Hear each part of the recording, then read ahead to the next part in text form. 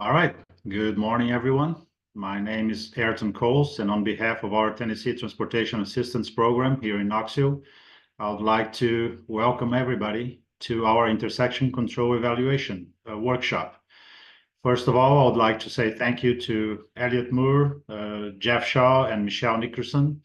I will read their bios in just a minute here, but thank you so much for presenting this today and sharing all your knowledge with everybody here today. We have a large group expected. We have more than 200 people registering. So as folks start to log in here, I'll go through some notes. So first, I would like to go through the bios. So Jeff serves as the Intersection Safety Program Manager for the Federal Highway Administration Office of Safety.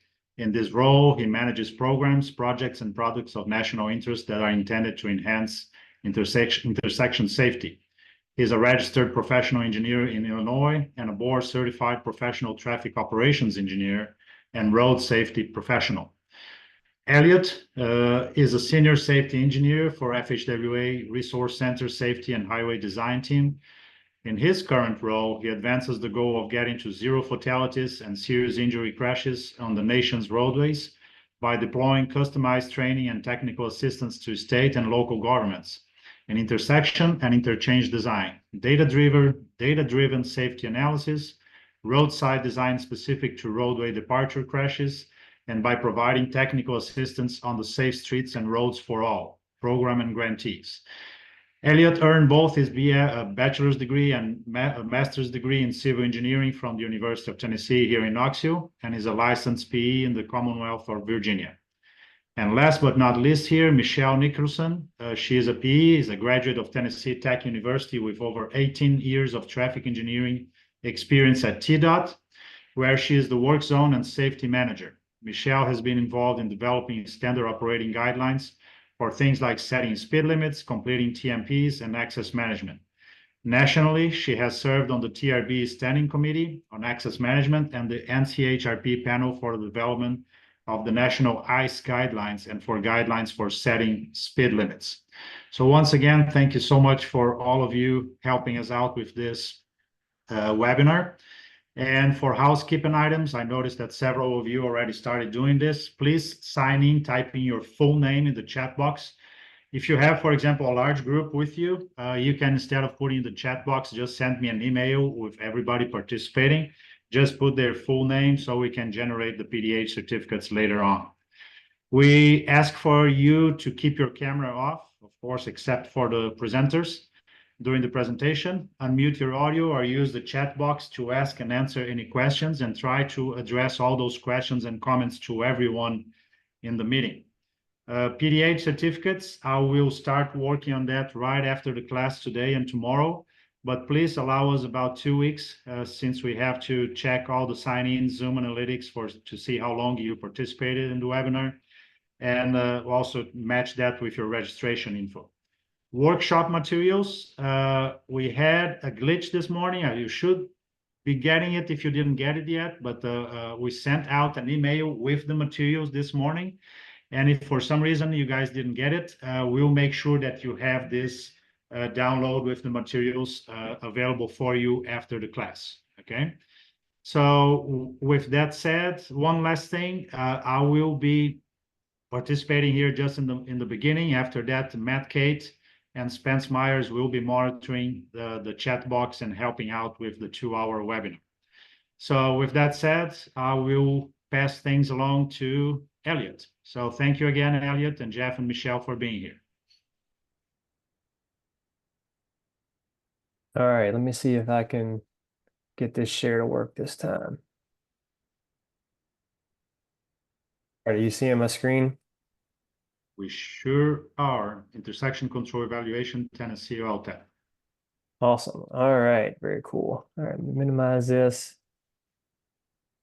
All right, so hey everyone, like Ayrton said, my name is Elliot Moore, currently based out of Virginia, and Jeff and Michelle and I are very excited to come talk to you today about intersection controlled evaluation. Also I was born and raised in Tennessee. I was born in a small town called Bolivar, for those of you who are natives and might know that very small town. So I always enjoy coming back and getting to have a conversation with my home state about some new things and also share, or I guess also hear some stuff that's going on in Tennessee. So it's been great working with Michelle to understand what's going on at TDOT, and excited about being here. So my role today is more to kind of lay the groundwork for national traffic safety in general, but also specifically intersection safety, to make sure that we're all on the same page and understanding the why that we're here today. I had this little disclaimer pulled up. Unlike Jeff, I don't think I got my slides approved by our lawyers. So this pretty much says that I can say whatever I want and you can't hold it against me. So we'll go from there. So if you have a second, populate the chat pod with how many people do you think passed away on our roadways in the US in 2023? And I'll pause just a second to see what you guys come up with. If I can get this to work.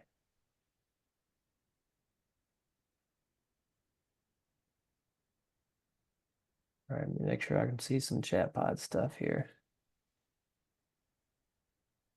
So it looks like 55,000, 60,000, 38, 437, 35, 36, 3,000. All right, so we're kind of all over the map on this. A lot of people thinking above 40 in the 50s. So the actual number, I go back to this, is 40,990. So that is a extremely large number. And one thing I always like to say is, if we had that same number of fatalities on our airline industry in 2023, how many people would get on to a commercial flight?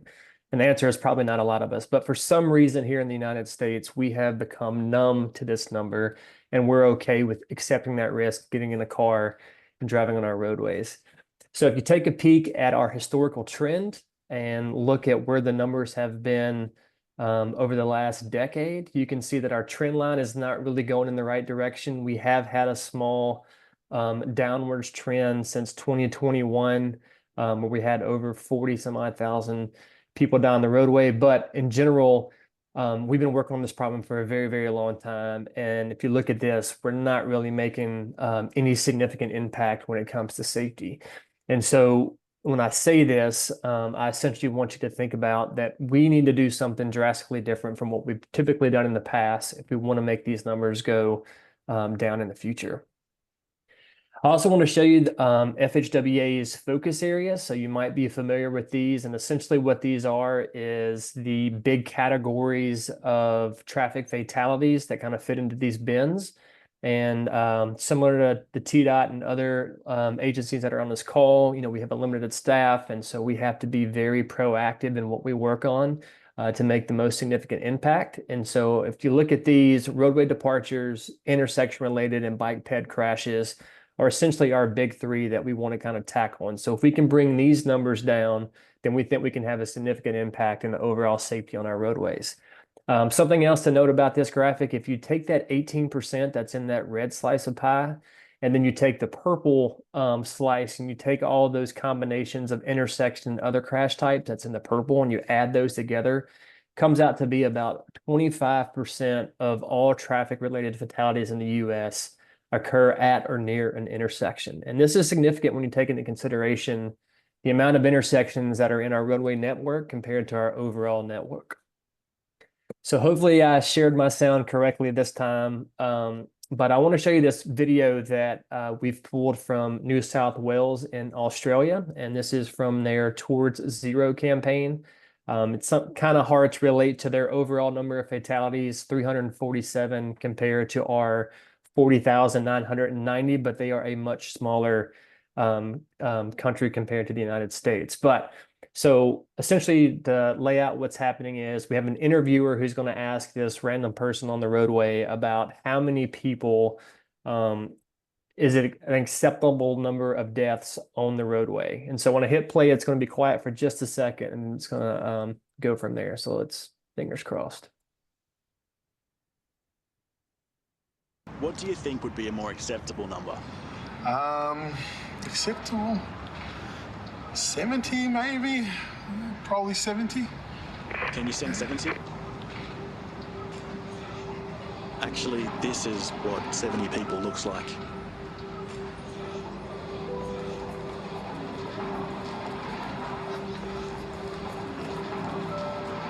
It's my family.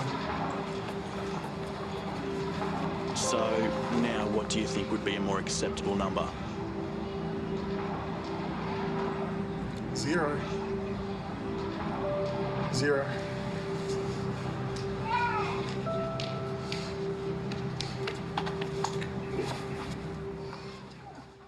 All right, so the reason I love this video is I myself have two small kids. I got a 5-year-old who started kindergarten this year and a 7-year-old who's in second grade. And so when you take that into consideration, when you're looking at that 40,990 fatalities, and you ask yourself how many of those are acceptable, when you're looking at your personal family and your friendships and whatever kind of connections that you have, and you ask like how many of those people are you willing to lose on our roadways, then the answer is always going to be 0. And so that's why I think that this 40,990 is completely unacceptable. And so the question is, if we shift to Tennessee specifically, and I noticed in the chat pod we got a lot of people from other states, and so I'm going to focus mainly on Tennessee since they're hosting this webinar. But if you look at Tennessee specifically, they have a strategic highway safety plan, and all the other states that are online also have a strategic highway safety plan. You can go and Google your state's SHSP, and you will find a very similar document. But essentially what this does is it lays out how Tennessee is going to tackle this problem and try to mitigate the numbers of fatalities in Tennessee specifically. And so when I look at the crash data that I pulled from this earlier this week, you can see that in Tennessee, you're hovering around that 1,000 fatalities per year total on your roadway. So 1,000 people per year is about what you're averaging. And one thing that's interesting about this SHSP from a lot of the other ones that I've looked at in the country is the trend line for what your goal is actually going upwards. So most people, when you look at their trend lines, they'll have, say, for example, from 2017 to 2022, they'll have a sharp decline stating that we want to do something to make ours go down. And so in talking with TDOT, it seems like they have recognized the reality of the situation, that Tennessee is a growing state. I don't know how many of you have been in and around the Nashville area lately, but I think they say that a crane tower is the national bird of, or the state bird of Tennessee, especially when you look at Nashville. But they're saying that we have a lot more people coming into the state, and so our fatalities are more than likely going to go up. But one thing that we hope to do is have a trend line when it comes to our fatality rate going downward. And I'll show you that here in a second. And so with Michelle's help, here is an updated graphic of what's to be expected in your upcoming SHSP, which is being revised as we speak. But you can see the fatalities in 2022 were 1,207. So 1,207 fatalities in 2022. And if I were to go back to that previous slide real quick, you'll see that the anticipated number of fatalities in 2022, which is this number up here at the top right corner, they were hoping for 1,165. So it's slightly higher than what was previously hoped for in the SHSP. Looking at, again, the fatality rate. And so this is based on the current one, not the new data, but you can see where this is where Tennessee is getting pretty serious about reducing the number of fatalities by reducing that fatality rate. And so hopefully once we get this going down in the right direction, the total number of fatalities will follow closely behind it as we get some of these different mitigations out there on the roadway.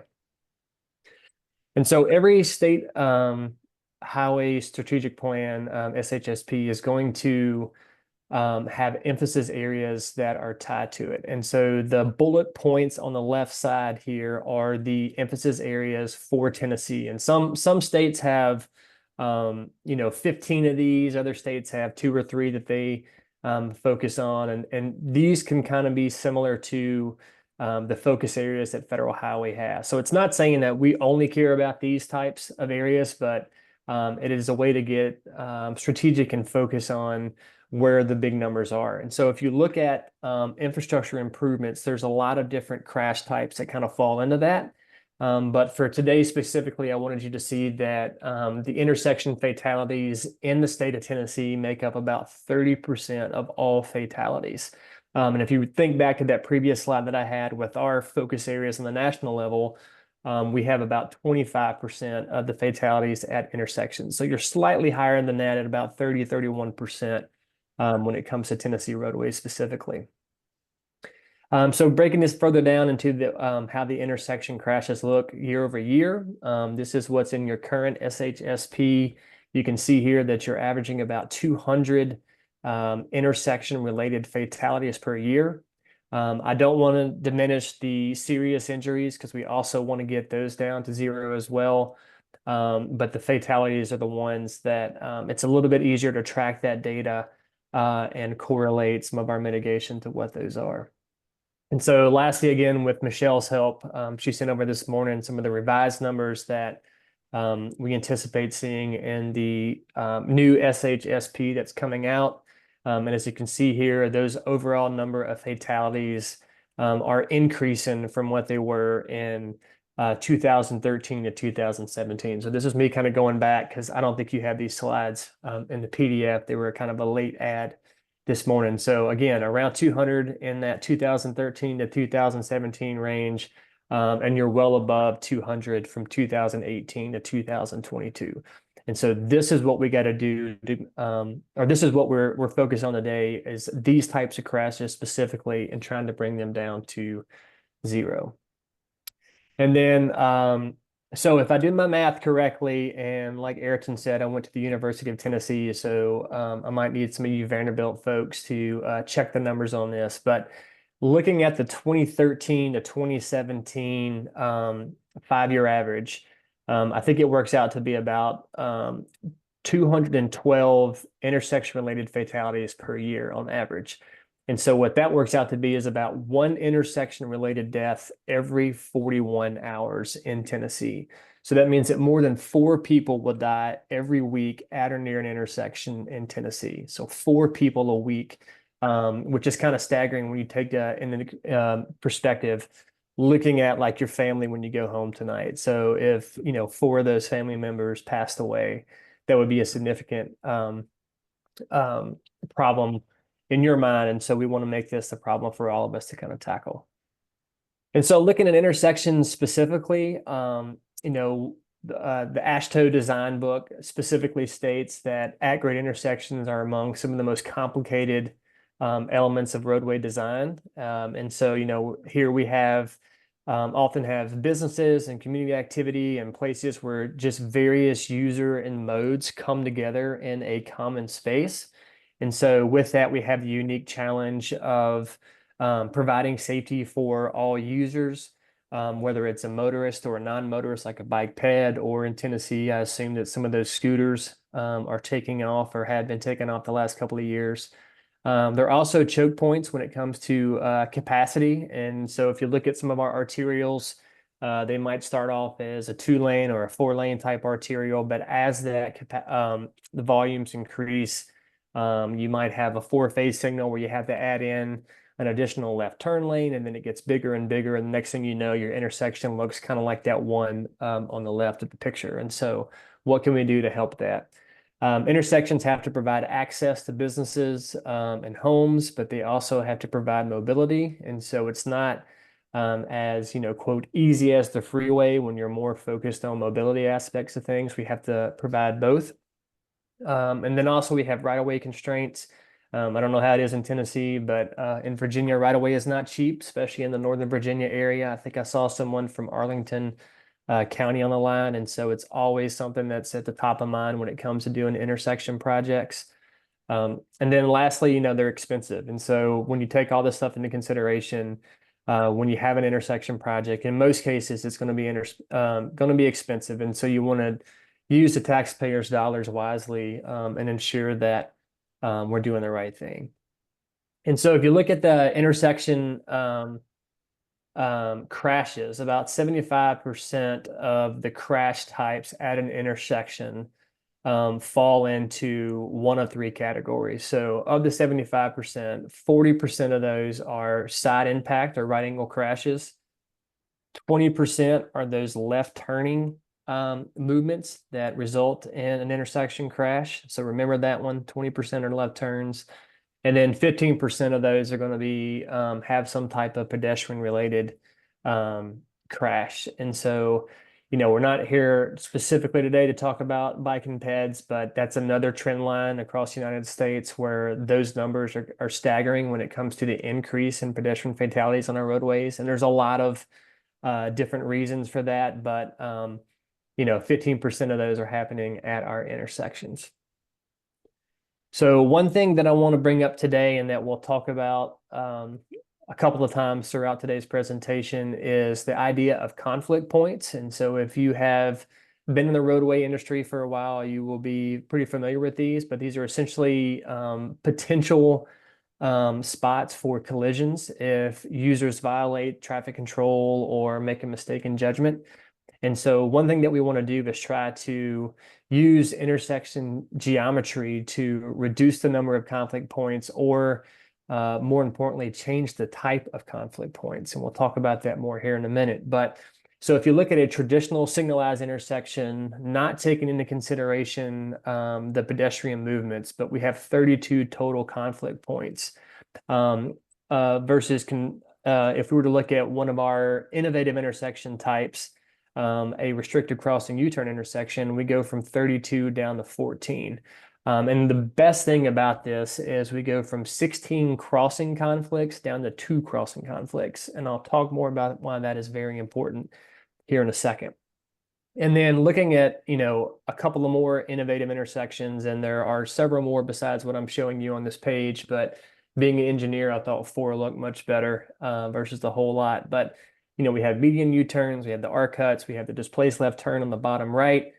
We also have one of our poster childs for safety, the roundabout. And I realize that roundabout is a hot button issue for a lot of folks, and some people love them, some people hate them.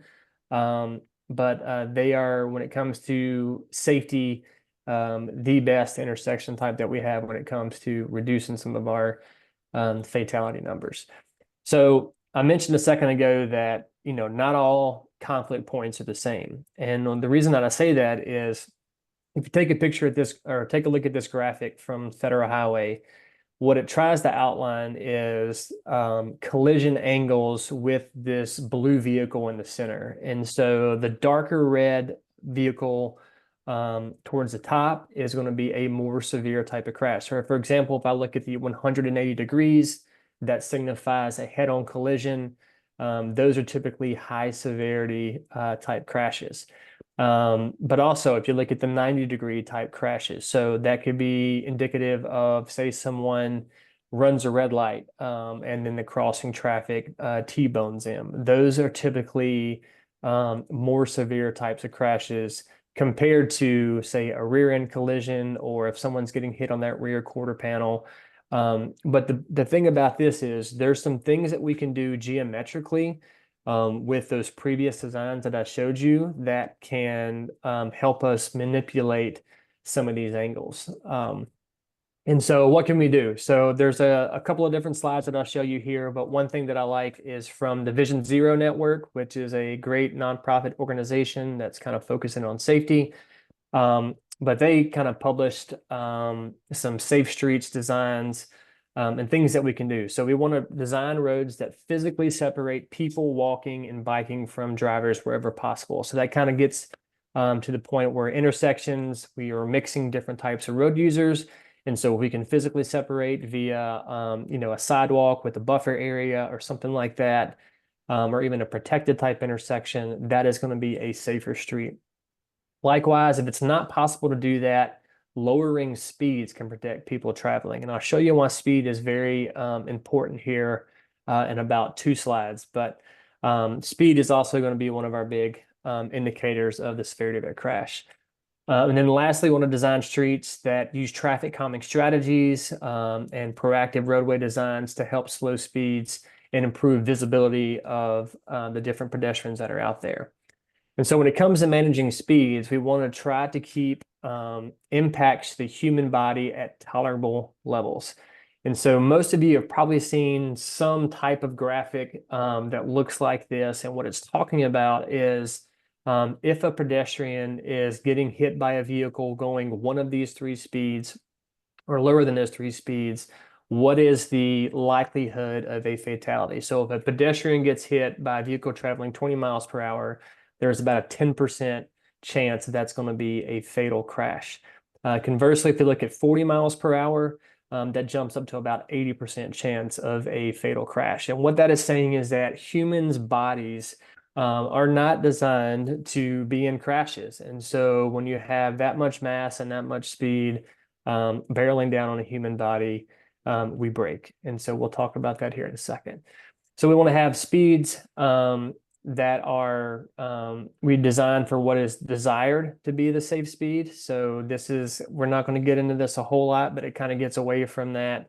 We're just going to post a speed at 40 miles per hour, but the roadway can actually accommodate much higher rates of speed. And that's where you're going to see people who, if they decide to go faster, the roadway allows them to go faster versus designing a roadway such that it doesn't feel great to go faster than whatever speed that you're desired to have on that roadway. And then we want to prioritize lower speeds when people are walking or biking or we're mixing people. And so that kind of makes sense. It's more for your arterial type and local roadways where if we know we're going to have pedestrian and bicyclists out there, we want to make sure our speeds are going to be lower such that if there is a crash, it's going to be a little bit more manageable compared to other things.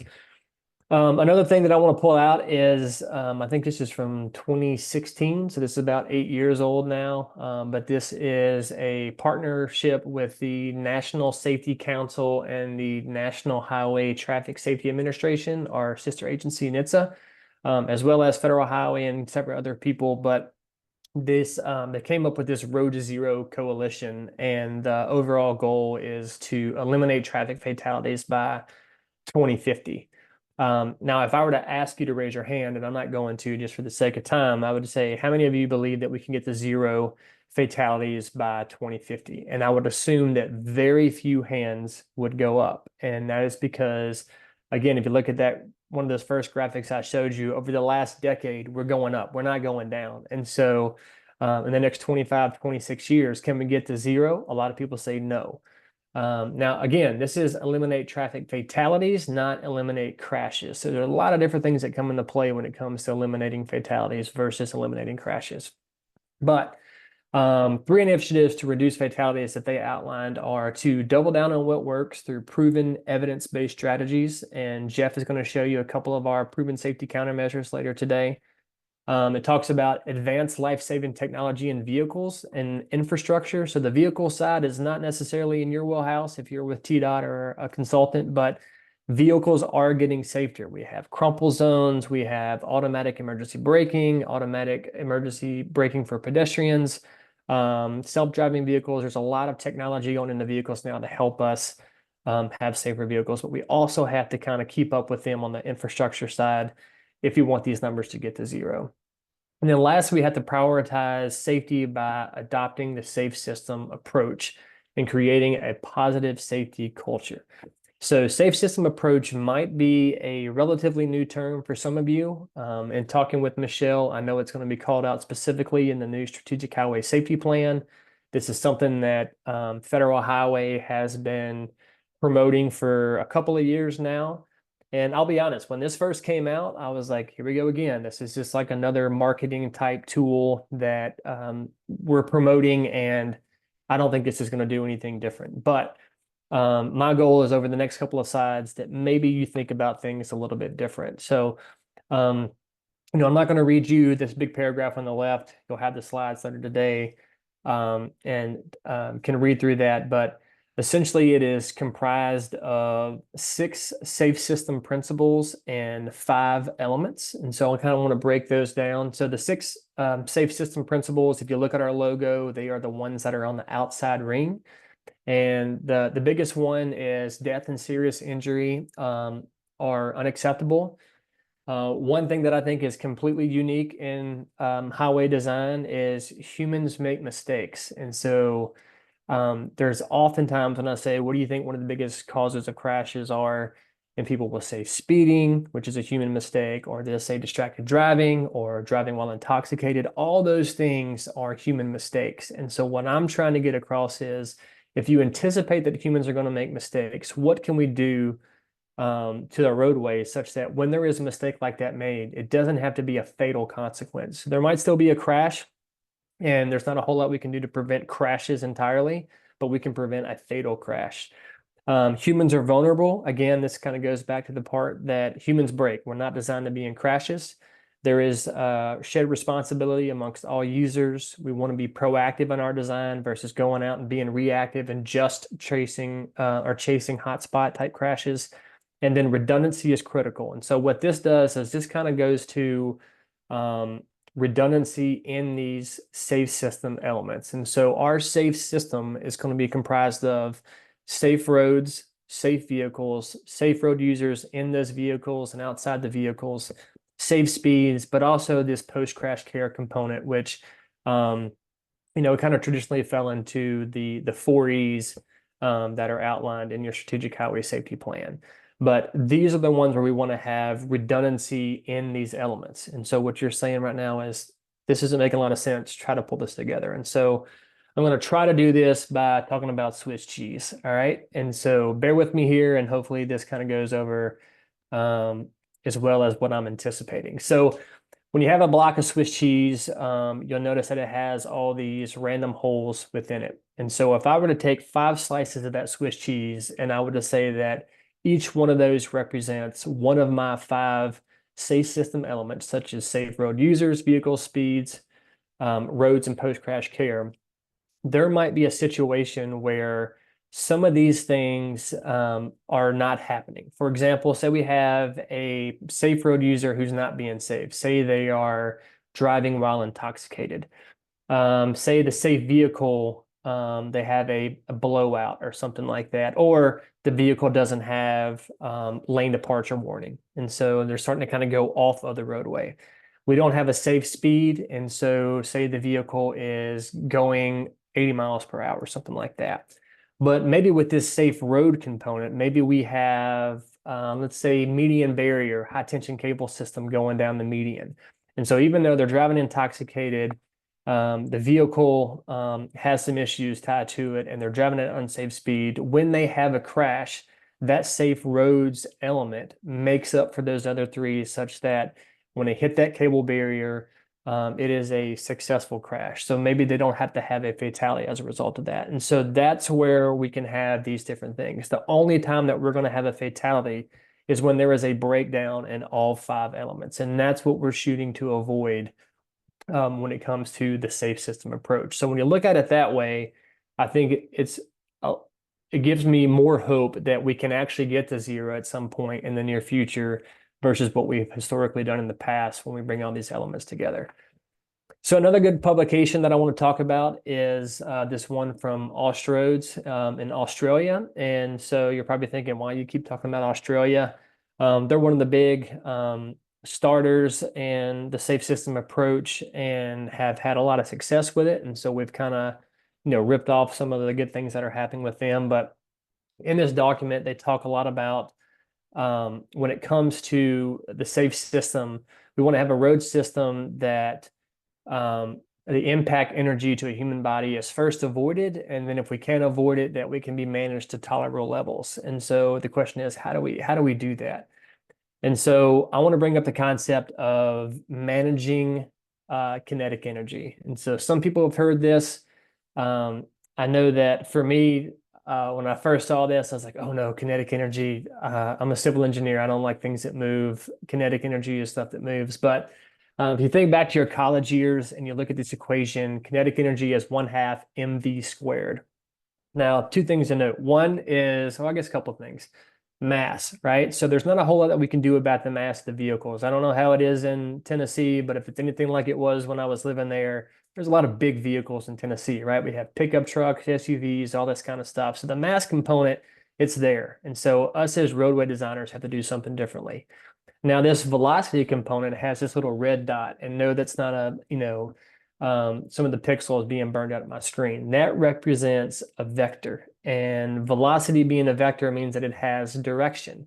And so if I were to break down a free body diagram of a vehicle crashing into another vehicle, you would have to break those velocity components into an X and Y axis. And so by changing those angles, you can change effectively the kinetic energy that goes into a vehicle. And so if you look at, and this is kind of intuitive, if you look at crash kinetic energy versus the risk of a fatality, the higher the kinetic energy, the higher the likelihood of a fatality. So that kind of makes sense. It's pretty intuitive, but there's a little sweet spot in there where if we can keep it below a certain threshold, we should not have a serious injury. And so what does Australia say we should do with that? Specific to intersections, would they get into utilizing the safe system intersection design principles? So first they say we need to simplify road user decisions. We have too much going on inside the cabin of our vehicles. We have outside in the environment, we have signs all over the place. We have inside the vehicle, we have cell phones, and we have screaming kids in the back seats. So anything that we can do to simplify road user decisions for the motorist, that's going to be a good thing.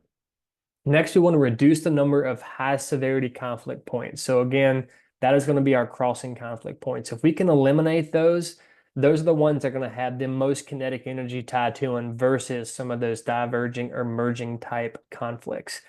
And then also we want to minimize the impact speeds. And you're probably thinking, well, how do I minimize the impact speed if a vehicle, let's say, goes through a red light? Well, if we look at a red light versus a roundabout, for example, the roundabout should minimize speeds, entry speeds into that roundabout. And so by design, we are making it such that motorists can't go faster versus going through a signalized intersection when they can go essentially as fast as they want to.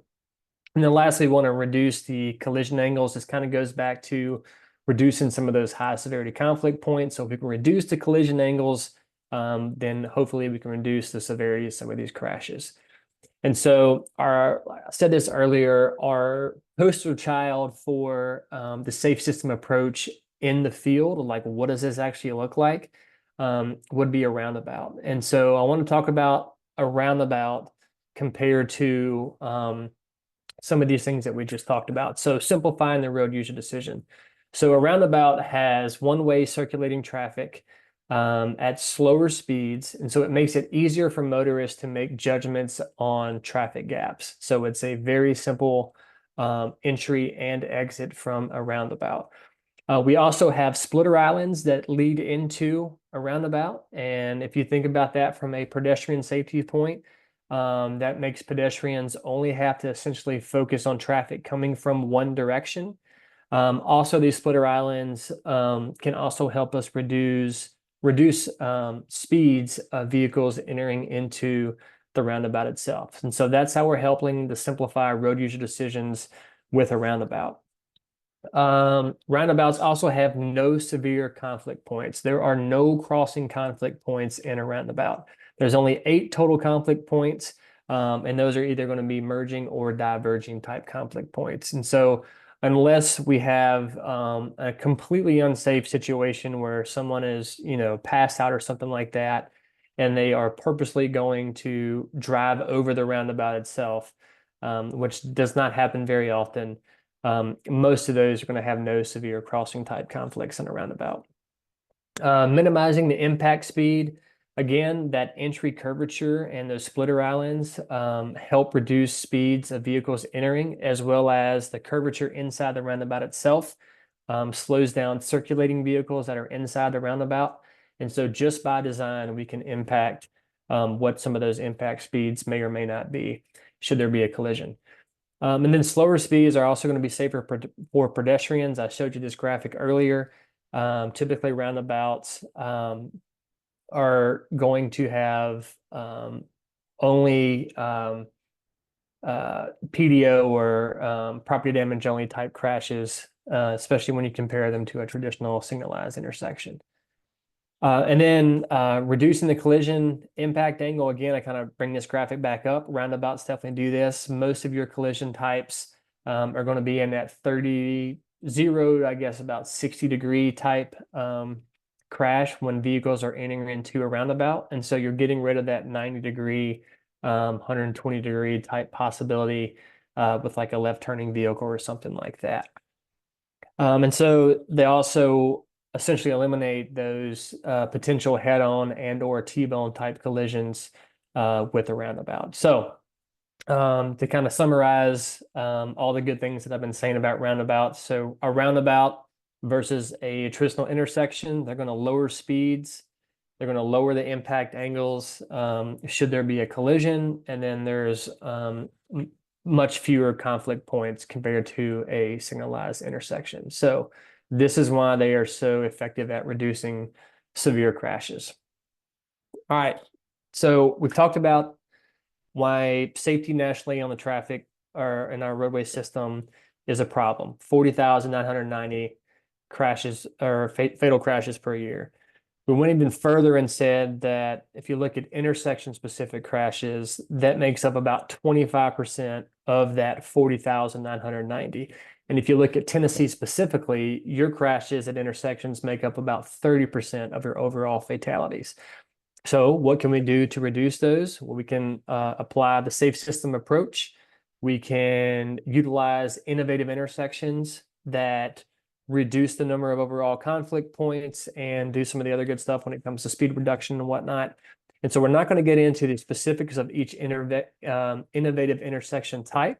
But the question today is, well, okay, if we're going to start moving towards these innovative intersections, how do we pick the right one for our project? And that's how we're going to get into the intersection control evaluation process. This is how this all ties together. So ICE is essentially a data-driven, performance-based framework to objectively screen alternatives and then go and identify the one that has the optimal geometrics for an intersection. And so it has different types of quantitative analysis. I'll show you several that different states use across the country. And then Michelle is going to talk to you specifically about what TDOT is doing. But we have these different metrics when it comes to safety and operations and other type of outside factors, whether it be environmental or some people include equity into that, on how do you pick the best project for your intersection. And so this also allows for transparency in the process. I don't know how many of you go out and do public meetings, but this will help with that and helping them understand how you or your agency got to this decision. It is flexible. This is not meant to be a rigid type process. This needs to be adaptable to the size and scope of your ongoing project. And Michelle, again, was going to talk specifically about some of the requirements if you're working on a TDOT project or have accepted or taken into consideration their design. So intersection control evaluation essentially breaks down to two different stages. And so I don't want to read all of this stuff, but the first stage is essentially collecting data and looking at high-level alternatives that could be good alternatives for your project. And so today we'll focus more on the stage one. It's going to be a kind of a planning level type analysis. And then after that, you will select one or two alternatives that you want to go and evaluate further. And that would be in your stage two. And so with stage two, typically I say that's going to be your standard engineering stuff that you've always been doing. So you're going to be doing a better traffic analysis, whether you're using some type of software like Visum or, whatever it is. I don't want to start throwing out a bunch of proprietary type products, but getting into your hardcore operational analysis, whether you're doing a more rigorous safety performance analysis, that's the kind of stuff that you're accustomed to in defining which of those preferred alternatives is going to go forward into your project. So tying it back, Tennessee Strategic Highway Safety Plan, I went and pulled this from there and did a little cut and paste to come up with this chart. But when it talks about reducing the likelihood of a fatal or severe crash at intersections, one thing it says is to incorporate intersection control evaluation policies to aid practitioners in the screening of potential intersection configurations. So even with the current SHSP that you have out there, it's saying, hey, we need to utilize this ICE process in hopes that we can reduce the number and severity of intersection-related crashes. So if you look at a map across the U.S., I know we have a lot of folks who are not in Tennessee that are currently on this webinar. This is kind of our latest graphic. We just got Texas to incorporate their policy in the last couple of weeks. But you can see here that Tennessee is on the forefront of this. So not many states have a full-blown ICE policy. Some of those in the Midwest still have a little ways to go, but this is catching on, and this is a lot of the work that Jeff and I do trying to promote this and get people up to speed on it. So there are several ICE examples across the country. I'm not going to go into all of them, but I just wanted you to be aware that if you're doing a TTAP project, Michelle is going to show you what you should be doing. There's some other good states who've been doing a lot of work in this. For example, Georgia has a pretty robust program, and they've kind of manipulated some of their spreadsheets and whatnot to fit their needs. But again, if you're working in Tennessee, Michelle's going to kind of talk about what you should be doing and give you a quick little demo. But I do want to call out a couple that I think are kind of noteworthy. For example, PennDOT has an existing policy, and I kind of took out some of the narrative from their actual document. But the thing that I like about this is it says the goal is to better inform the decision-making of the roadway agency. So likewise, this would be like TDOT or whoever else. You want to help select an alternative that meets the purpose and need of the project and reflects the overall best value. So this is not counterintuitive to anything we've already been doing. But lastly, and this is kind of what Texas was also trying to push, is we just want to get people thinking differently and foster some innovation and utilization of alternative intersection types. So a lot of times in the past, if there was going to be an intersection, you'd right out the gate run to see if it meets a signal warrant and then figure out how many lanes you're going to have to make this signal operate at a certain level of service. We want to get away from that and get it more into, is there a better intersection type that fits the purpose and need of our project that also can reduce our number and severity of crashes? So they have an online tool that's pretty easy to use. This is very similar to what Federal Highways tool, CapEx, and so it kind of pulls from that. You can see that in the upper right-hand corner. So it looks a lot better than Federal Highways CapEx, if I'm being honest. But so they have an overall program that walks you through the steps, and so when you get done, you can export an analysis and put that in your project file. So pretty good thing. Another one that I think is pretty cool is Indiana DOT, and I know this is kind of hard to see, but it's a quick Google search and you can see that. But essentially, they have all the different intersection types on the far left of that flow chart. They take all of those, they run them through 4 screening questions, which will be yes or no. And then if the answer is no, they say it's going to be an infeasible alternative, which is what's written out in that red box. And if it's yes, they're going to carry that forward and possibly advance that to their stage 2 analysis. They have a fillable PDF that you can be utilized. That's what's shown there on Appendix A on the right-hand side of this slide. So it's very easy to document the decision-making process. And again, this kind of helps with that transparency of what you're going through. Again, we got some Virginia folks here. They're probably very familiar with VDOT's VJust. This is a free tool that can be downloaded anywhere. I don't think I have the latest screenshot here, but this is a great tool. I know they are actively working on that to ensure that it pulls in lots of different intersection types. And so it has a few more intersection types than our traditional CapEx that Federal Highway has put out there.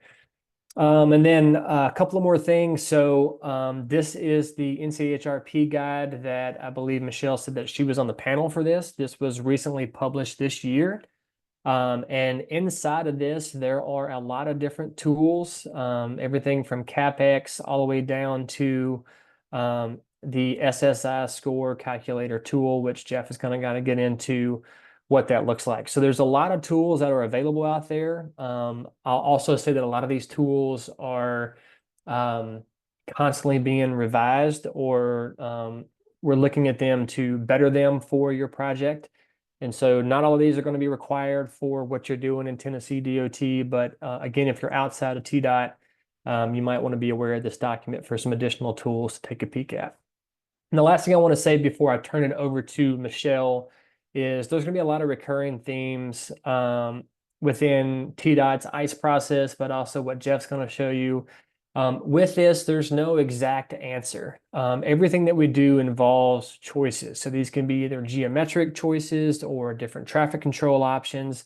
But with either one of these, or whatever we do, there's going to be trade-offs, right? And so with these trade-offs, we just try to balance whatever the performance-based metrics that we have outlined for our project, such that we can get the optimum design. And so with that, I just want to say that, as all of you who are in the transportation field, whether you work at TDOT or you're a consultant or you're working somewhere else, you all have a big part in the designing safe intersections. And I want you to think back to that 40,990 fatalities per year. I think it'd be awesome if you wrote that number down on a Post-it note and hung that up in your cubicle, because the decisions that you make today as roadway designers and planners and anybody in the construction, maintenance field, anything that you do with the roadway, those decisions today can be the difference between life and death for someone tomorrow. And so with that, Ayrton, I'm going to stop sharing if I can, and I will turn it over to Michelle, I believe. Okay, I'll try to figure out how to share. Elliot, while we work on the transition here, there was a question in the chat box that kind of goes back to when you were presenting the national and state level data, looking at intersection crashes and talking about the safe system approach. So kind of a two-parter, or maybe two separate questions. One was, is driver education a part of this equation? And then the second was probably a little more difficult to answer. Why do Germans make fewer mistakes when driving than Americans? All right, that's good. The first one is driver education, a part of this, absolutely, right? So that goes back to like safe road users. So I'm not going to ask you to raise your hand, but how many of you learned about how to drive a roundabout when you were taking your driver's education class? Or I could even make it even broader than that. How many of you took driver's education in high school? I know that was required when I went to high school, but nowadays I don't, my nephews, I don't think they did that. And so, yes, learning, especially with these alternative intersections, marketing of them, getting them in driver's education classes to help new and older drivers, more seasoned folks, understand how to drive them, and the benefits is definitely a critical component of that. When it comes to the Germans, I was talking more about the Australians more so than the Germans, but there's a lot of things. I think their safety culture is a lot different than the US. And we could spend hours talking about how their culture in Australia is much different than what it is in the US, whether it's how they market and advertise, road safety challenges. We kind of beat around the bush, and, even in, admittedly in federal highway, we get upset if you post a safety message on your dynamic message sign on the interstate, versus over there, they'll show literally a kid getting hit by a car on a commercial as a way to make it the problem real for folks, understanding what are the consequences of doing the wrong things when driving a vehicle. So I think safety culture in those countries is much different than what we have here in the US.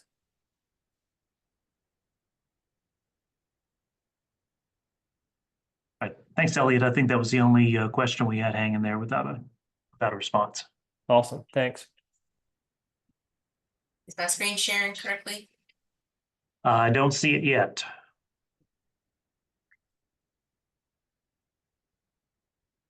So when you hit share, I had to go down to the bottom and click OK again. There we are. There you are. Awesome. Perfect. All right. Okay. So first I'm going to kind of go over in general where our policy kind of is housed in our access management manual and everything. So kind of give an overview of all of that, and then I'll go into kind of showing you what the tool itself looks like. So our highway system access manual is divided up into 3 volumes and an introductory volume. I'll talk about kind of the policy that we use to adopt this procedure for our projects. So our system is volume 1 is a planning module that we have developed for as a guidance document to local agencies to help with model land use development, which will help with access management, hopefully, and also corridor management agreements between TDOT and local agencies on major corridors. Volume 2 is our ICE guidance. We call it IIE because of intersection and interchanges. We include analysis for interchange types as well. It is a 2-phase procedure similar to what you just saw. And then volume 3 is the design criteria for access points along state highways and the different criteria that goes along with that, as well as our deviation or exceptions process if a property can't meet certain requirements. So our policy was adopted in February 22 for TDOT design projects. So it is not currently adopted for private developers coming to get a permit and things like that. That has to go through our rule promulgation process, which is a longer process, and that is going through the motions on that. So hopefully we can get that done sooner than later, but right now it's just TDOT projects where this is effective. For volume 2, which is the ICE evaluations, it's during the planning phase of any project that's not like just a maintenance type project for intersections with more than 400 vehicles per day or per hour. Volume 3 is required to be met on any new alignment project, roadway widening, or major reconstruction. We limit it to these 3 because those always have right-of-way. And with our volume 3 criteria and access spacing, anytime we're going to correct a driveway issue or things like that, that's going to trigger right-of-way. And we didn't want that to happen on some of our smaller projects like our resurfacing or paving projects. So for our volume 1, this is a guidance document. The policy just recommends using this. It does not require this to be used for anything. TDOT does not have any power or authority or responsibility for land use guidance. This is just an aid for local agencies who may not have this. It's kind of best practices from national documents that we were able to pull together. So it provides sample land use language and language that can be adopted and put into their own regulations, like subdivision regulations, or it could just be kind of adopted in whole. So we want to kind of get away from doing, a separate driveway for each parcel and kind of do more like neighborhood roads or frontage roads and kind of help local agencies when they're looking at their land use and their planning and subdividing to plan for that kind of access. So that way the major roads aren't as degraded. So that's kind of just an overview of volume 1 so that you kind of know it's there. For volume 2, that is, again, our ICE process. It provides a documented screening process, again, so you can just kind of document your good engineering practices. It does take into account traffic operations, your B2C.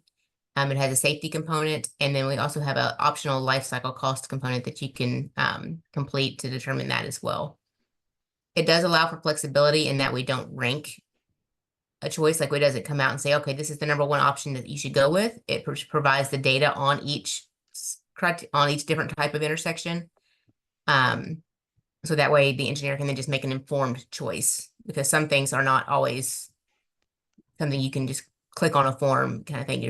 Sometimes there's external criteria that you also need to take into account. So it just kind of helps with that good engineering practices. The alternative intersection and interchange report was one of the resources that we used in determining which intersections we want to have as something that can be evaluated. So here are some of those options. We've got your traditional signalized intersections, quadrant intersections, a displaced left turn, a continuous green T, which was something I learned about in the development of this manual. your roundabouts, and then also your J-turn or R-cut, whatever you call it. And then for our interchange options, we have the traditional diamond, the diverging diamond, which Tennessee is starting to use quite frequently. Your partial clover leaf interchanges. There's a spooey with a roundabout or a traditional spooey, and then there's the diamond interchanges with roundabout at the crossroads. So for our stage 1 scoping process, this kind of gives you a short, like a list of all the options that could work. And then you kind of evaluate your own special circumstances at each site to determine which ones need to move to stage 2, where you would do your more in-depth analysis with, say, either a modeling tool like Synchro or BISM, or, those type of activities. So you want to narrow down your initial list, which is quite long, to a manageable list of what can be actually evaluated. So we use the CapX for the capacity portion of that. So it does take you to the CapX tool and website. There's a link in the manual to that. And that gives you your V2C, and then you input that into our form to complete the rest of the screening. You can also input crash data in order to get specific crash analysis on the during the phases. And our thing right now is scalable to all the project needs. Our design criteria is based on the new Green Book context classes. So not just urban and rural anymore. We have added the additional subcategories, and looking to again get good speeds for the road type, and then good access for the road type as well. So your local road, you're going to have lots of driveways and lower speeds, versus an arterial where you're going to have high speeds and hopefully lower access. These were the sources we used in developing our policy. We did peer exchanges with VDOT and GDOT during this development and got guidance from them, because they were ahead of us in the process and had really good feedback to provide for that, being kind of neighboring states. And then we also used a lot of FDOT stuff in that initial volume 1 guidance. So our volume 3 includes criteria for design on access spacing, like how close your driveways and intersections need to be. The geometry, such as throat length and radiuses and things like that. It has median spacings and median widths, depending on if you want U-turns allowed or pedestrian refuge and things like that. And then also U-turn guidance on like turning movements for, the design vehicle or the like large trucks that have to go through there, things like that. So within our spacing, we have different spacing criteria for signalized intersections, unsignalized intersections, driveways, different spacings for driveways on opposite sides of the roadway, different median spacings, and then also spacing near ramp interchanges. And here are the criteria that the access geometry talks about. We do have updated turn lane warrants. We used to use the HarmaLink warrants. We've updated that now to the charts and warrants from the NCHRP, which kind of go with here. We have left and right turn lane warrants in the manual, but we do not specify that the warrants, that if they meet the volumes, they have to have a turn lane, because you never know with like pedestrian activity. And then also, if they don't meet the warrant, doesn't mean you don't need a turn lane. So it's one of a selection of criteria that is considered for turn lanes. Again, for medians, we have median widths, 2A left turn lanes, and guidance on that. For 2A left turn lanes, they can become pretty scary when you get a larger roadway or a high-speed roadway, kind of cars going just wherever. So we've got recommended guidance. This is a recommendation, it is not a requirement, but for different volumes and speeds of roadways and where to include 2A left turn lanes. So for our deviation process, that goes up to headquarters from our regions when they have a request because that property can't meet a certain spacing, which is typically what is needed, or a throat length or something like that. But spacing is usually the culprit just because of existing properties already being out there. But when we review those deviation requests, we look to see was there any kind of mitigating criteria considered, such as making it a right in and right out, adding medians, maybe doing a joint access with the neighboring driveway, limiting the mainline access to a side road if it's a corner business, and those kind of things. So we try to, if we can't meet the specific requirements, we try to make it just as safe as possible. So this is a link. If you've got the slides, you can go to this link here and get the document, but I will show you. That is this website here. Can you still see the website and everything? Okay, I hope. Yes, we do. Okay. So yeah, so this is the website. If you were to click that link, it would take you here. You could also just go to the TDOT website and kind of search it. But here it is. The introduction volume is here. It's just 13 pages. It's pretty short. It kind of is the document that kind of lays out how the document is organized, like the 3 volumes, and goes through what they are. Then it also kind of helps make the case of why access management is good. So you've got kind of the land use cycle of where you got something that moves in, traffic gets worse, you widen the road, more stuff moves in. So you've got this cycle that just keeps going, but if you can maintain your access management, the need to widen the road after that stuff moves in is spread out some. And then we've got just crash and access point stuff that's similar to what you saw in the beginning of today's presentations. So it just kind of the stuff to help make the case for why access management and the correct intersection type choices are important. So then our volume 1, again, is that planning document. It goes through that model land use language. So if I can get to some of that.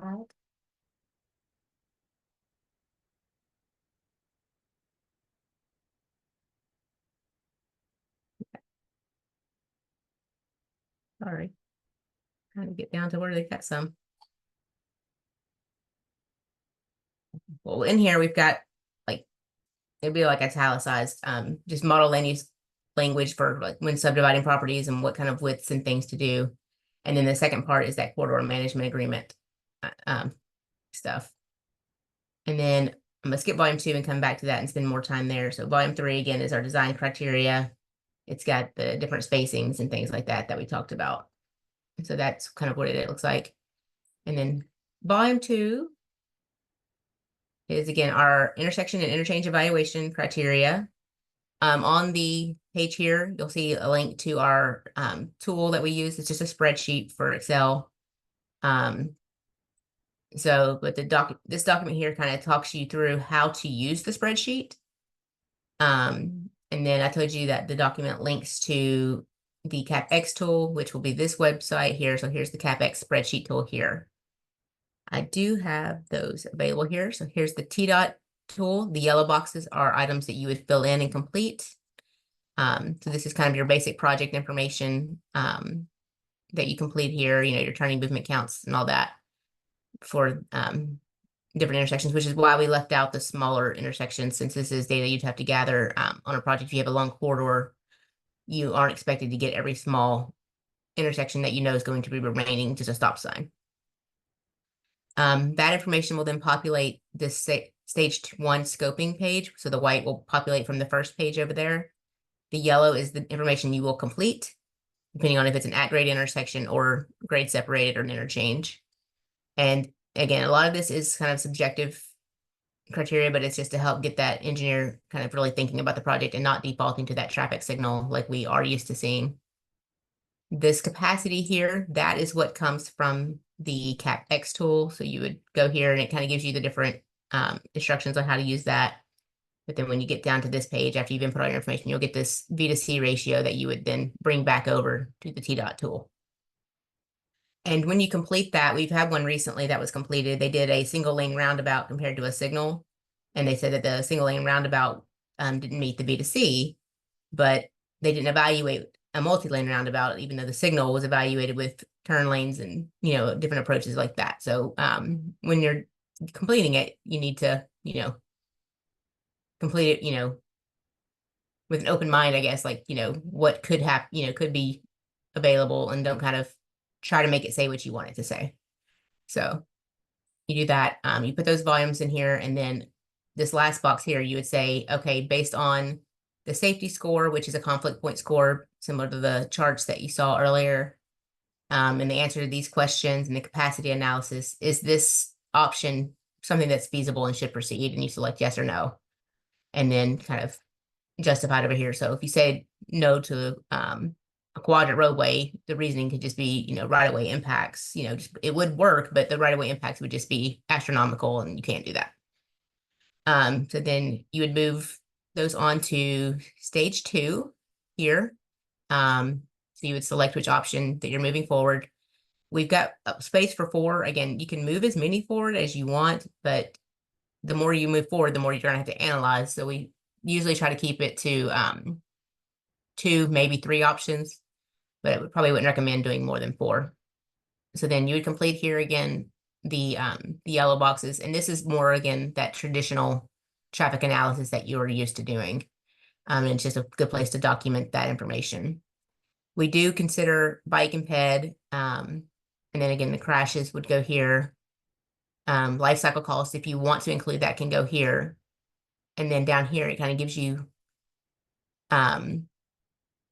whether or not TDOT wants to move it forward, or whether or not there's local support. So if you suggest, say, a J turn with the local judges dead set against it, that would be documented here, kind of thing. And then you kind of put your comments here of why you're selecting what you're selecting, and it can go into also use your project documents. So that is our tool right now. We are looking to over the next 12 months, get a more streamlined tool similar to what you were shown with Pennsylvania DOT, like a web-based tool that can be utilized. So you're not having to go to kind of the separate CapEx tool and bring back information. It'll all be kind of incorporated into one, and kind of streamline the process a little bit better. So hopefully that would make it a little bit more user-friendly. So that's something we're looking to do over the next 12 months. But for now, you know, the spreadsheets can get it done until we get that developed. And I have seen it used on a couple of interchange projects that it was done really well, and it helped kind of determine which intersections we should move forward with. But then again, I saw, you know, the other one where a roundabout probably would have been a really good choice, but because it wasn't analyzed correctly, I'll say, it kind of went down the list, so it wasn't kind of utilized. So when you complete it, you know, you don't have to make it say what you want to say by not, you know, putting the lanes in correctly, or kind of analyzing all the options whenever you decide to move forward with an option. If the roundabout wasn't the choice you wanted to move forward with, just document why, and move that forward. So that is kind of our existing forms. Again, on the initial page, on the volume 3, if they're doing the deviations, we do have the forms for that. If it's a TDOT project, we have it for external projects, but again, this manual is currently not required for permit seekers, but we do have a deviation form for them to go through, you know, if they can't meet our other published rules for the permits. Is there any questions on our IIE evaluation? Michelle, we had one. Jeff's kind of addressed it in the chat box, but the initial question was from Shannon in Chattanooga, and asking if volume 2 of the TDOT manual includes any discussion or consideration of bus rapid transit or transit priority lanes. Our form, it talks about pedestrians and bus stops here, so that information is captured. So that way, when the evaluator is reviewing it, they can review the bus activity to determine kind of the appropriate intersection. So if you're looking at a mini roundabout and you want, you know, if you want to consider the buses and things like that for size, and again for urban intersections, you want to make sure that the curve radiuses and things are okay. So buses are considered, but they're just one of the criteria that kind of goes in there, and it's but not bus rapid transit lanes specifically. Currently, we don't have tons of those in Tennessee. I know Memphis has some. I'm not sure if Chattanooga does, but this does not evaluate the bus rapid transit lanes, but it does look at the bus stops along the corridor. Great. I think that was it in the chat box. Okay, and then if anyone is trying to complete an analysis for this and they have questions, they feel free to reach out and I can help them on projects for TDOT, you know, or outside TDOT, I guess, if you're using our form for some reason outside TDOT, but I can assist on that if anyone ever just needs to reach out for assistance. And I'm going to stop sharing. I think, yeah. Thank you.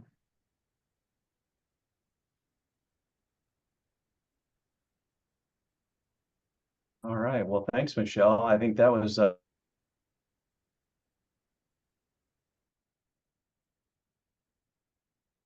you see, you know, all the great tools you've developed to implement the IIE policy there. So really, I learned a few things listening to that. So thank you very much.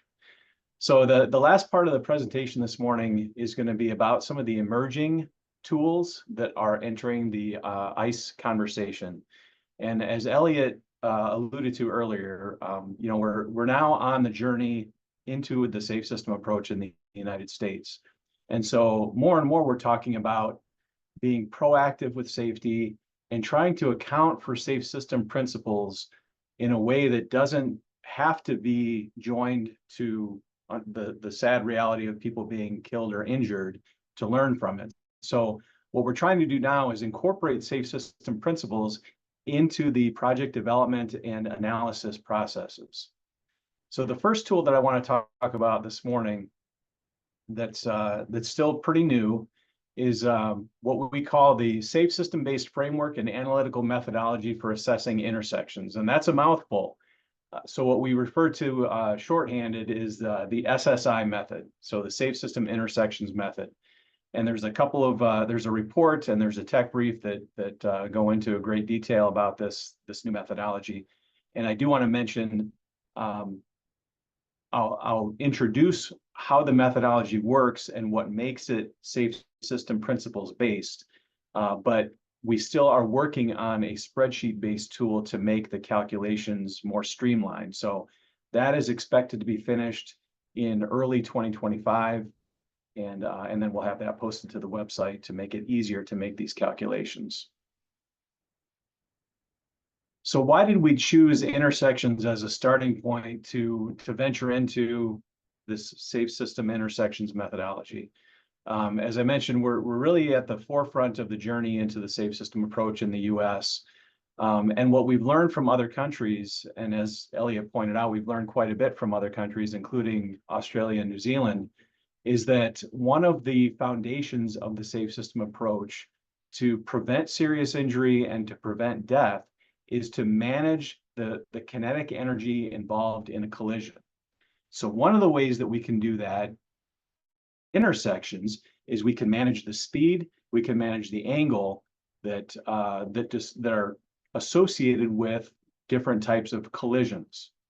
And so that's kind of the genesis of where this SSI methodology came from. Is we looked at what other countries were doing, we saw this kinetic energy management model approach, and we thought that really sounds appealing. So let's see what we can put together there. And so we just said, you know what, we need to start somewhere, so why not start with intersections? We already have ICE.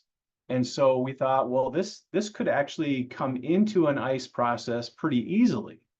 So let's develop a safe system approach based methodology that can be used with ICE, mainly in the stage 1 screening phase, and let's see how it works. So this is a technical basis by which you can assess intersectional alternatives according to the safe system principles. The other thing that makes this different is that it is not a qualitative or subjective scoring methodology. It is an objective and quantifiable basis to compare different intersection alternatives. So we really are trying to avoid having a lot of variation between practitioners. We're trying to make it really all about the physics that would be involved with an intersection design based on speed and angle and the vulnerability of the different users. So a quick overview of what this method involves. So there are different steps according to the calculation process. So you start by identifying and classifying all of the conflict points at an intersection for each alternative. You then account for the exposure based on the volume of different users crossing through the intersection. You characterize the conflict point severity based on speed and angle. There is an adjustment factor that we use to characterize movement complexity, and I'll talk a little bit more about that. But then at the end of this calculation, you have different safe system intersection measures of effectiveness. So you have metrics that you can use to characterize the different alternatives. So this would be in addition to like a highway safety manual based assessment, which would be like a SPICE tool, or if you have the HSM spreadsheets. So this is not a crash based, this is a kinetic energy based, but you could use both of those safety scores together to really get a great sense of how a preferred alternative competes. Now, since this is meant to be done in a stage 1 ice, we wanted to acknowledge what kind of information would normally be available at that early stage. So we wanted to keep the information as general as possible. So the required inputs would be things like posted speed limit, your ADT for the different routes, the number of lanes for each approach. And then if you have the additional inputs of the different turning movements, if you have the volumes of pedestrians and bicyclists, if you have directional split, et cetera, these can make the calculation a little bit more nuanced, but they're not absolutely required. You can make basic assumptions for a lot of these. So again, the first step with this is to identify and classify your conflict points. Now, what we're doing right now is movement-based. So we're looking for where are the movements, where are their crossings, where are their merge points and diverge points, and where do the people who are walking and bicycling cross the intersection legs. Now, this last one, it's important to understand that for this version 1.0 of SSI, we're making an assumption, and it's explicitly acknowledged in the report. We're making the assumption that people walking and bicycling are basically using the same crosswalk, okay, the same crossing path. Now, we know that in the case where there are separated bicycle lanes, that wouldn't necessarily be true. And we do recognize that as this methodology evolves and matures, we're going to have to account for different non-motorized streams and movements. So we know that's something that'll be down the road with a future version of this tool, but it is important to understand that right now what we're doing is we're saying to characterize non-motorized risk, we're just going to assume they're crossing at the same point. So as I mentioned, what we're trying to do is look at movement basis. So where do we have crossing movements? Where do you have turning movements? And then for each intersection type, conventional, roundabout, J-turn, DLT, DDI, et cetera, you would have different conflict point diagrams where you would go through and you would inventory these movement-based conflict points. So that's step 1. Step 2 is where we account for exposure. So the way we're doing this is we're essentially saying the likelihood of a crash is a function of the volume of users through each conflict point. Okay, so right now, again, we're using ADT daily level movements as opposed to hourly level movements. Now that again could be something that a future version of SSI modifies, but for right now, we recognize that having daily traffic volumes generally are pretty easy to get. Hourly, maybe a little bit more difficult. So this is how we are characterizing the likelihood and exposure. The other piece of this then is to characterize the severity. So we're saying that through each conflict point, there is a speed and angle of collision associated with that conflict point. So every conflict point would have its own speed and angle assumption. And so in the report, we go through the and we list out the assumptions for speed and angle for each of these different movements. And you can go through, and if you felt like you had an intersection where some of these needed to be adjusted, you could adjust these based on the unique characteristics of your intersection. Now, with that speed and angle information, we can take the next step, and we can actually calculate the kinetic energy and relate that to the probability for a fatality or serious injury. And so this is where, whether it's a vehicle-vehicle conflict point or whether it's a vehicle and non-motorized user conflict point, obviously there are major differences in the potential for a fatal or serious injury outcome. And so these are characterized as part of the calculation. So there's potential for fatal and serious injury for vehicles, and then for vehicles with people who are walking or bicycling. Then the last piece has to do with basically human factors. So we're applying adjustment factors that account for movement complexity. And what we mean by this is that if there is let's say that the traffic control for an alternative is a traffic signal. Well, there are major differences in the likelihood for a crash when that signal is operated as protected only phasing versus if it's protected permissive or permissive only. And so we're accounting for some of those likelihood parameters there. There's also a conflicting lanes and a conflicting speed parameter. So if you think about how many lanes do I have to cross, either as a person who's driving or as a person who's walking or bicycling through that intersection, how many lanes you cross speaks to exposure, speaks to risk. The speed of the conflicting traffic as you are making that maneuver. Let's say if you're making a permissive left turn and there's traffic approaching from the side, what's the speed? So we're taking into account those risk factors as well. And then for pedestrian and bicycle movements specifically, we recognize that some of the intersections that we're promoting for ICE may have non-intuitive movements.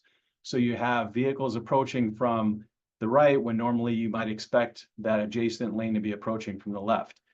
So if there's non-intuitive movements or if there's out of path travel, then those introduce additional complexities for people walking or bicycling, and then we try to account for that as well. So now what you would do, you would calculate for each category of conflict, you would multiply out and sum all of these values. And again, this is why it's important that we're creating this spreadsheet, because you can create the spreadsheet yourself. These are all pretty basic kind of freshman, sophomore year college calculus, but we're going to create the spreadsheet to make it easier for people. So you would calculate an SSI score that's normalized to a 0 to 100 level, where 100 is approaching a ideal safe system design. And then you would take all of the different conflict points and you would summarize all of those values to come up with a composite score for the entire intersection. And so at the end of this, what you have is you have different tables of values that characterized by conflict, characterized by movement, characterized by intersection overall, and you have all these scores. So you can really parse it out. You know, if your intersection purpose and need, or your project purpose and need had to do more with making the intersection better for pedestrians or bicyclists, you could just extract that piece that speaks to the non-motorized, and you could give that a greater weight. If this is just an average ordinary intersection project, maybe the overall SSI composite score is enough. But you have all this information, and so you can choose to use that to justify what your preferred alternative is. So quickly walking through a hypothetical scenario, let's say we're starting with an existing intersection that is signalized and is a intersection of an arterial and a collector. Posted speed limits are 45 and 35 respectively. It's got a decent daily volume of non-motorized users, and the context is suburban. Okay, so with that mental image in your head, we would take that information, we would put it through this analysis, this SSI analysis process, and we would come up with a table of scores that looks a lot like this. And so you can see here that the traditional signalized intersection, the overall composite score is 24, and then you've got different scores for the different types of conflict. Compare that then to a hybrid 2x1 roundabout, and you can see that the score for the roundabout is much higher on the SSI level. You can see that it's better for non-motorized users, very likely because of the lower speeds and reduced number of conflict points. But then if you look at the median U-turn design, you can see, well, the overall composite score, not quite as high as the 2x1 roundabout, but it does have a higher non-motorized score. And that's because you have fewer conflict points, you have more direct crossings with none of the non-intuitive movements. And so there may be, cases like this where, depending on what the specific motivation is for your project, the SSI composite score might be enough, or maybe you need to look more closely at the specific types of the conflict scores. So the idea would be to add these scores to the outputs from like the IIE tool that Michelle just showed us. So you'd have your SPICE output, you'd have your CapEx output, you'd have your SSI output, and you could summarize all of this information to then justify what your preferred alternative should be. Now, in the report, we already go through an exercise to produce a library of different intersection types. So there's all of the traditionals, there's minor road stop control, there's signalized, there's always stop, there's the different roundabout alternatives, and then there's several of the innovative intersection forms that Elliot talked about and that Michelle showed that are in the IIE tool for TDOT as well. And so we have provided kind of a starting point to give you some idea of how these SSI scores compare to one another based on some assumed volume and context. So that's the first emerging tool. The next one is a little bit newer. This is a tool that we just introduced earlier this year that we call the Safe System Roadway Design Hierarchy tool. And so where this came from is looking at other examples of managing safety of people. All right, so we've looked at things like the hierarchy of control used in the occupational safety and health realm. We looked at, even going back to something a little closer to home, the old hierarchy of addressing hazards in the roadside design guide. And we thought, okay, how does this kind of approach translate to the safe system approach for roadway design?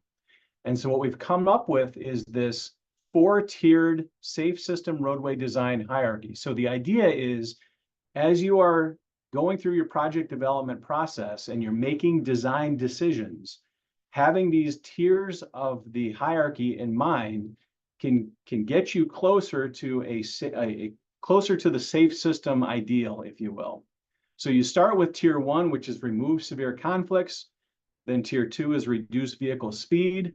Tier 3 is manage conflicts in time. And tier 4 is increase attentiveness and awareness. And so you can kind of see that the hierarchy also has, as part of its basis, some kinetic energy-based inspiration. So removing conflicts, reducing speeds, managing conflicts in time, a lot of those same elements carrying over from the SSI method. Now, in our roadway design hierarchy report, we relate the hierarchy to our proven safety countermeasures. So under the tier 1, remove severe conflicts, you'll see things like roundabouts, you'll see reduced left turn conflict intersections, you'll see corridor access management.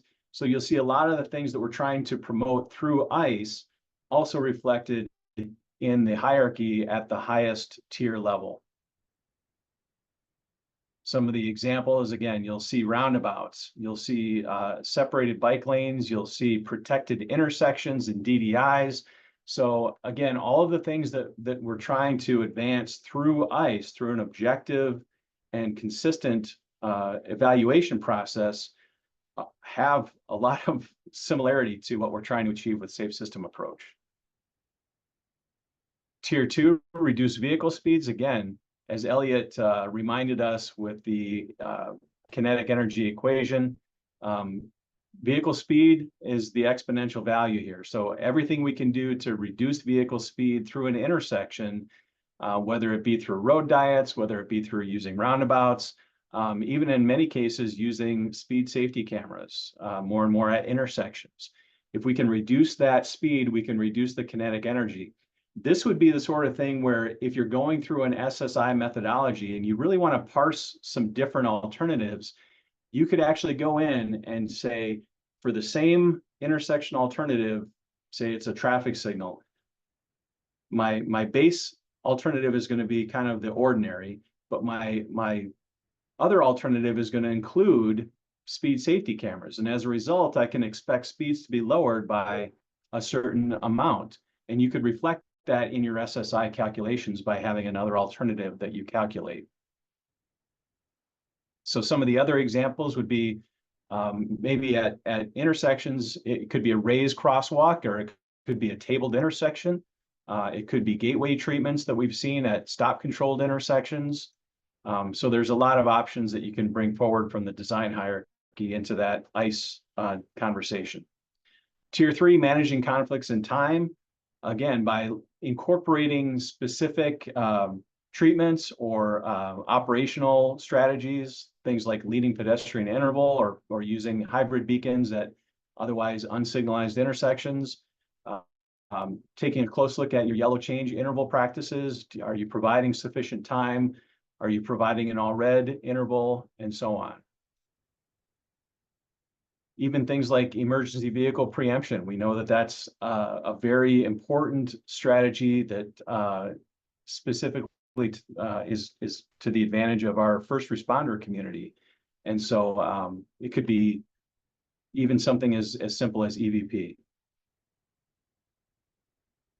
And then finally, in Tier 4, increasing the attentiveness and awareness, really looking at the specific devices that are present. Is there lighting at the intersection? Are the backplates of a traffic signal, do they have the retroreflective borders? Are we looking at other ways to enhance the visibility of the location?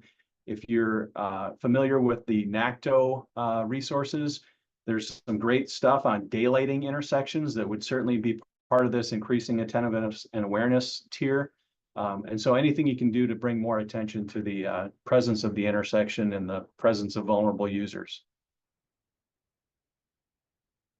And then, of course, some examples, everything from like the intersection conflict warning systems to bicycle treatments and transverse rumble strips. So the idea with how to use the hierarchy would be you would start with a particular scenario, an existing scenario most likely, and you would layer in the different treatments according to the tiers. Again, trying to get as many of the higher tier treatments into your project as you can, and then eventually really transform that environment and make it something more safe system approach inspired.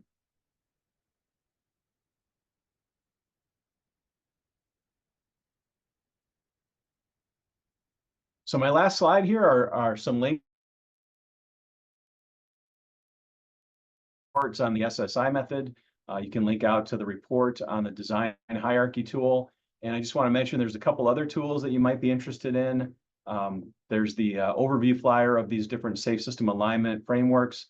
And then there's the actual framework tools, which you can go through. They're kind of like prompt list style tools that can help you assess qualitatively different alternatives, and you can compare your preferred alternative to the base condition and so on, and just give you an idea of the magnitude of improvement that you might have with your project. So that is it for my presentation. And I think we still have a good amount of time for some Q&A. Yeah, thanks, Jeff. We do have plenty of time here. Don't see anything hanging out unanswered in the chat box right now, but as you said, plenty of time to field more questions if folks have some things that have come to mind after seeing the entirety of the presentation today. So Elliot and Michelle, maybe you could come back on too. And I see a question. Are there any areas where these measures are being used for a live test program? Well, so I can tell you that the SSI method, for example, has been incorporated into both the Georgia ICE tool and the Florida ICE tool. And so you can actually use their tools to calculate an SSI score along the lines of what I presented. And then have been other states that have used the SSI method to assess intersection scenarios that don't fit really any of the HSM conditions. So think of things like 5 or 6-legged intersections that, there's no SPFs, there's no CMFs. So they needed some way to assess different alternatives for intersections that otherwise were kind of outside the scope. And so there are states that are kind of taking that SSI method for a test drive in cases like that.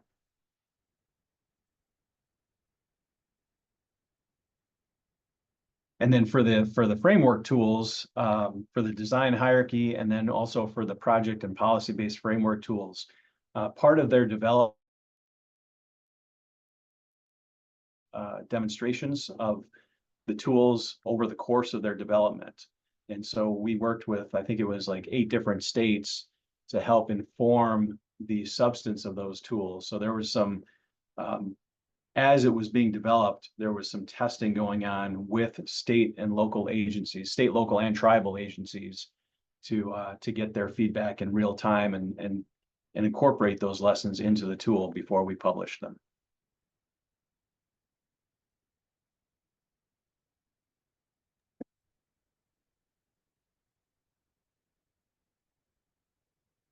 Okay, don't see anything else. We'll let people think a little bit longer before we shut things down. A couple of housekeeping things I'll remind everybody about as you think about whether you have more questions. One is if you did not sign in the chat box when you came in, maybe you came in a little bit late when you joined us. If you just type your name in the chat box, that helps us link your actual identity to your username here in Zoom. So as we work on things like the PDH certificates after the fact, that'll just make sure that your participation is credited correctly. I believe Ayrton put a message in the chat box early on. Our reminder email scheduled for this morning was delayed.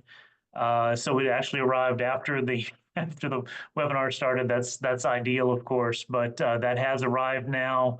That has the link to download the slides from today's presentation. I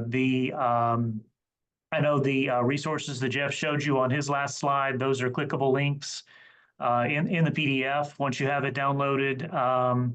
Don't know if we had more links elsewhere in the presentation, but if you need some assistance in tracking down any of this information, please reach back out to us here at TTAP, and we'll help put you in touch with the presenters and make sure that you're able to get your questions answered or find that additional information that you're seeking. And I see that we've had at least one question buried among all the sign-ins in the chat box there for Jonathan West. Do you all see that one? Okay.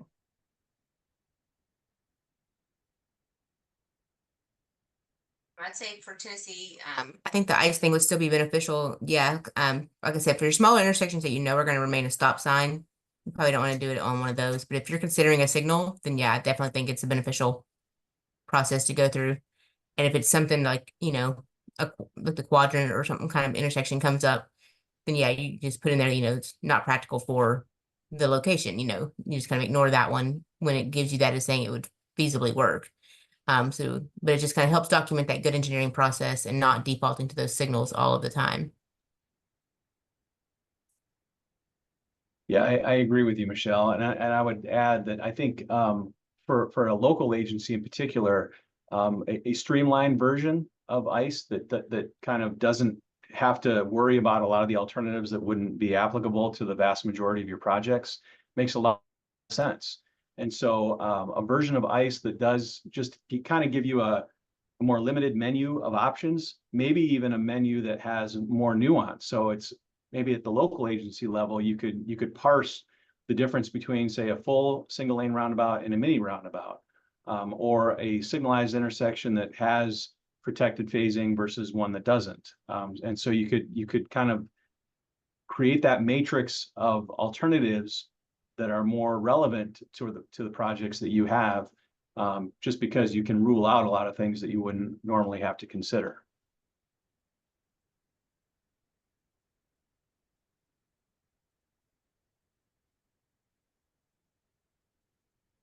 All right, it looks like we're caught up. So, as I said, we'll have some follow up with everybody who was on the session today. Oh, spoke too soon. Okay.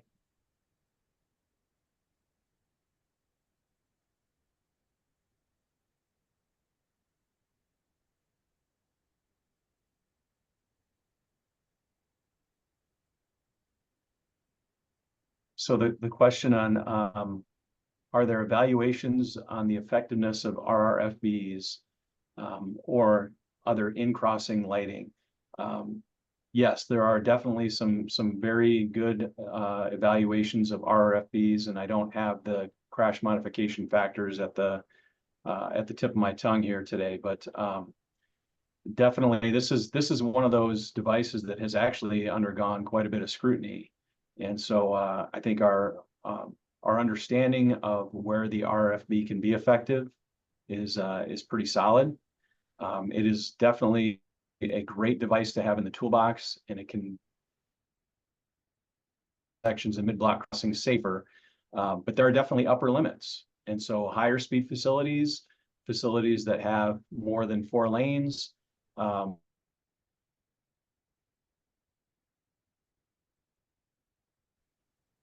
RFB installation should be cookie cutter. So look very closely at the actual installation and how you need to make sure that the approaching motorists have sufficient sight of that marked crossings and the RFB. Elliot or Michelle, anything to add to that?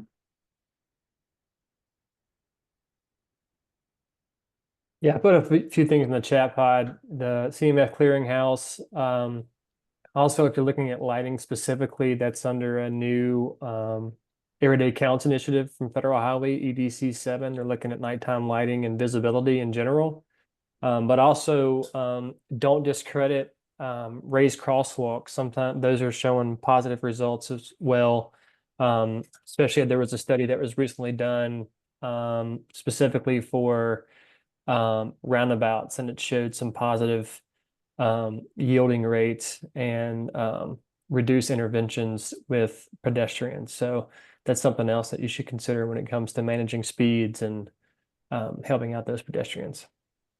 I mentioned that TDOT has adopted ProWag with the new ProWag and multi-lane roundabout criteria coming out. So we'd adopted it before it came out, but so we do a ProWag state that requires for multi-lane roundabouts either the raised crosswalk, PHB, or RFB, one of those, if you have pedestrian facilities that have multi-lane crosswalk.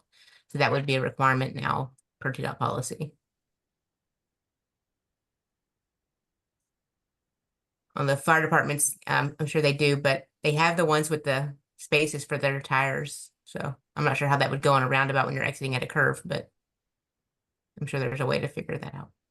Yeah, I think it just kind of goes to like coordination with, other stakeholders and ensuring buy-in early on, as opposed to having the first time they interact with that during an emergency call. So, and a lot of time there's some positive examples throughout the country where roundabouts specifically in fire departments where they didn't want to do it. Like I can think of one in California where they were adamantly against it, and now they're a big proponent in helping other fire departments across the country utilizing roundabouts. So that's good to know that they're against it, but again, you want to make sure you're engaging them early and often. yeah, it really speaks to the importance of reaching out to the first responder community, really just as a matter of routine. So independent of a specific project or intersection, just as a matter of ongoing coordination and teamwork, letting them into the conversation about, hey, we want to implement this new treatment, if it's raised crosswalk or if it's something else. We want to work with you on this. Maybe we can test some in a parking lot under a controlled environment. We want your feedback so that we get these things right, and work with us, as opposed to leaving them out of the decision-making process on the front end. What are the volume limits for raised crosswalks? There are none. And it would depend on the particular context. So for example, a raised crosswalk at a roundabout, it can actually help you to reduce speed at entry, which then has positive effects on particularly at multi-lane roundabouts, where you have maybe a higher propensity for failure to yield, and kind of the PDO level crashes that you would consider a nuisance. If you can lower the speeds through the use of a raised crosswalk that also happens to make it safer for pedestrians to cross and makes it accessible, it's like a win-win-win. And so it would just depend on the particular context of what you're proposing, whether that would make sense. I think what we want to do is we want to understand that volume-based thresholds historically have come from an operational perspective. And what we need to do now with ICE and with our safe system approach is understand the safety reason for doing this. We want to understand the operational consequences, but we want to be clear that in one column are the operational concerns, and in the other column are the safety concerns.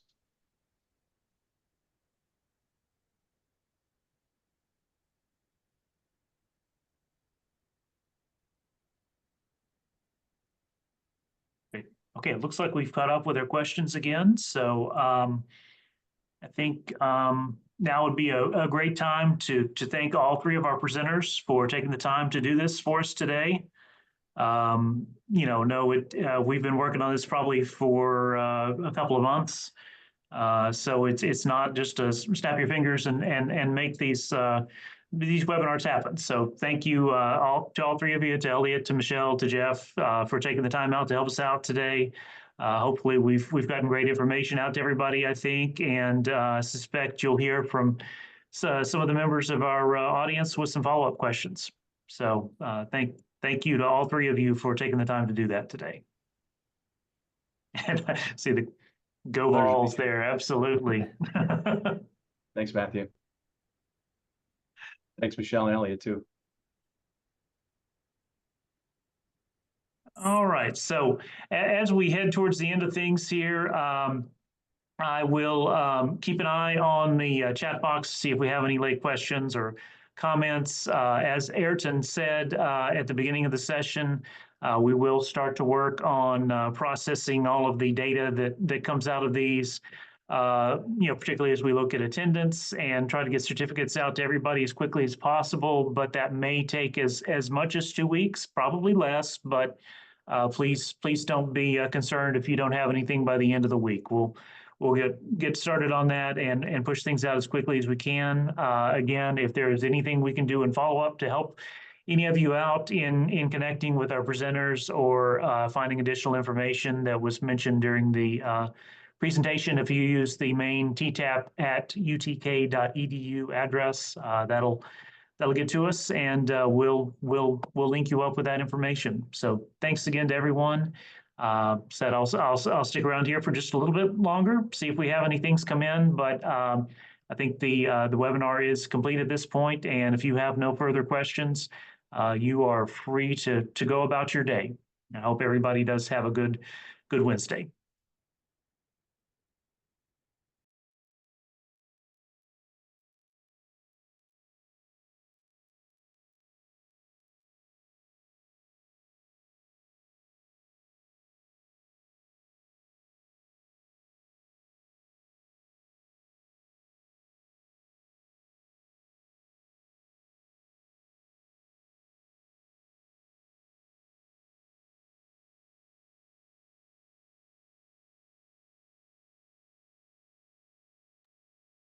Hi, Jackson. I saw your question there in the chat box. I'll just answer because others might have the same question. Question is, will the recording be available to rewatch? The answer is yes.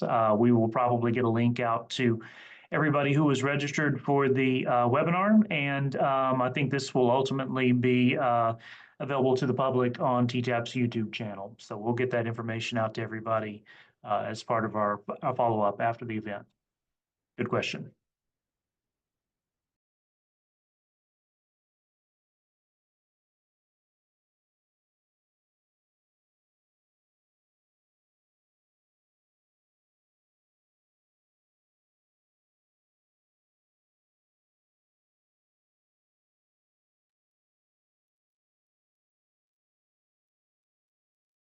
All right, at this point, it looks like we've caught up with everybody's questions. I'm going to go ahead and stop the recording. So anything beyond this point will no longer be a part of the official record.